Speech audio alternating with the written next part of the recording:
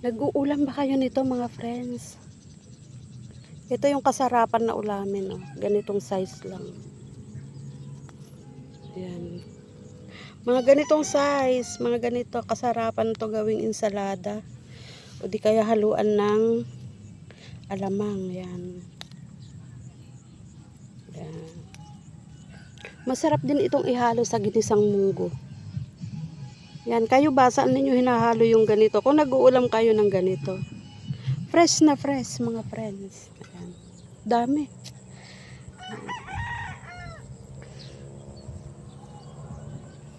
Dami dito. Kuha kayo dito. Libreng ulam.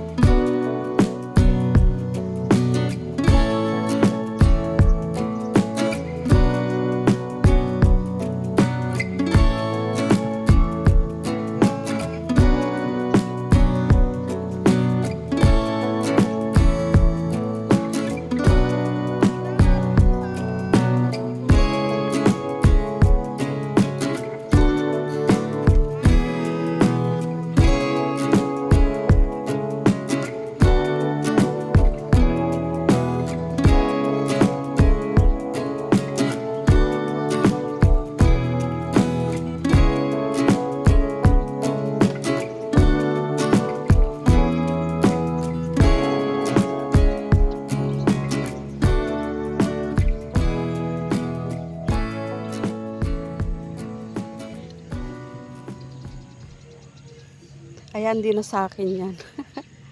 Malapit ko nang mayari tong part na nililinis ko. Ayan, konting-konti na lang. 2 dipa na lang. Mayayari na ako. And si mother, marami-rami pa tong kanyang lilinisan. Ayan. Ito. 1, 2, 3, 4, 5. 6 pa to, mother. 6 tong lilinisan mo.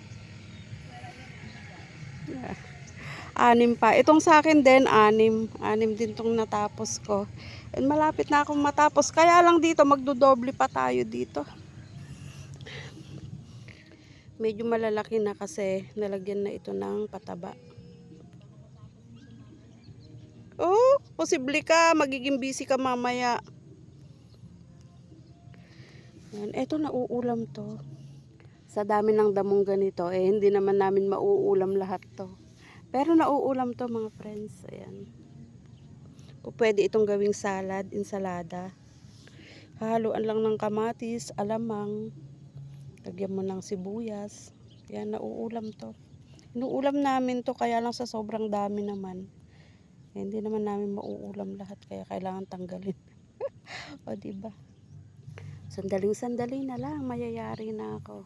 And si mother, kauumpisa pa lang niya. And medyo matagal-tagal pa yan. Ayan, tapusin lang namin to. Napakamahal ng pataba, 1,560 isang bag. And magkano? Ilan ang ano natin dito? Ilan ang pataba natin dito?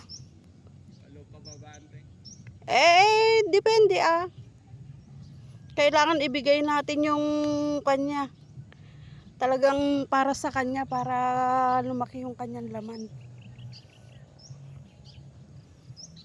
8 siguro.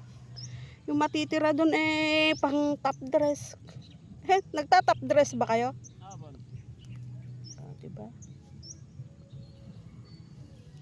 Isang lata daw kasi, 3 bag na pataba.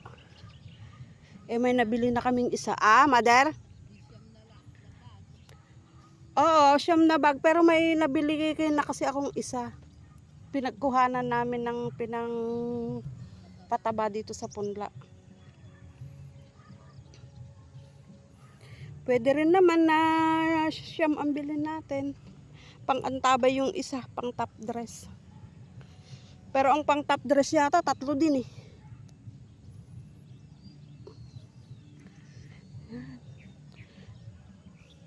Yung ulan nga kahapon eh, nakakapanervyos eh. Pagka ikinman niya yung Jere, sigurado, Diyos ko, yung lakas ng ulan na yun kahapon, ah? Wala yun. Wala yun. Yung mga kabado kasi ngayon eh, na-high blood, na-heart attack.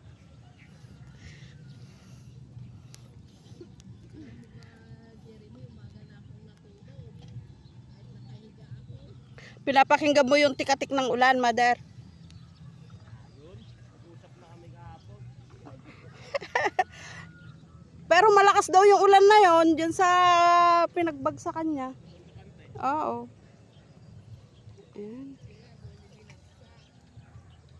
Nausap ko na siya kahapon, sabi ko dyan muna yung closet, kailangan ng topic ko.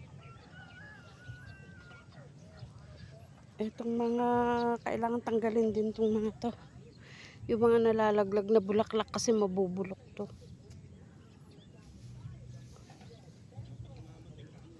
Ha? Bakit?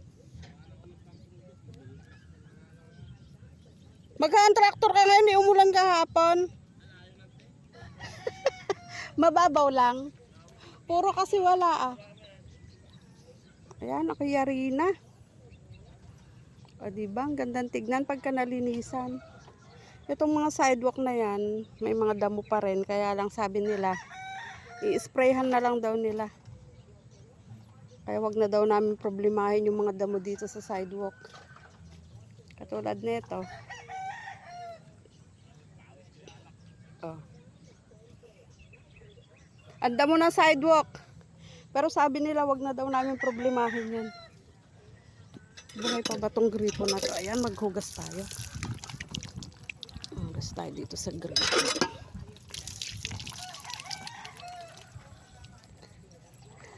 Ayan. Bigla nga lumaki eh, nung napatabaan. Ilang araw lang yan, lalabas na yung May schedule na kasi kami ng patanim eh.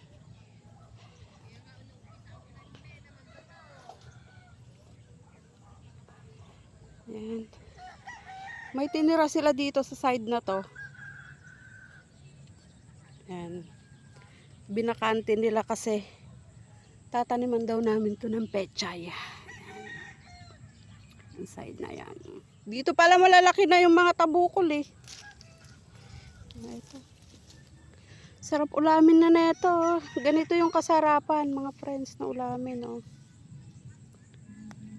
Ayan. Ay, sarap neto.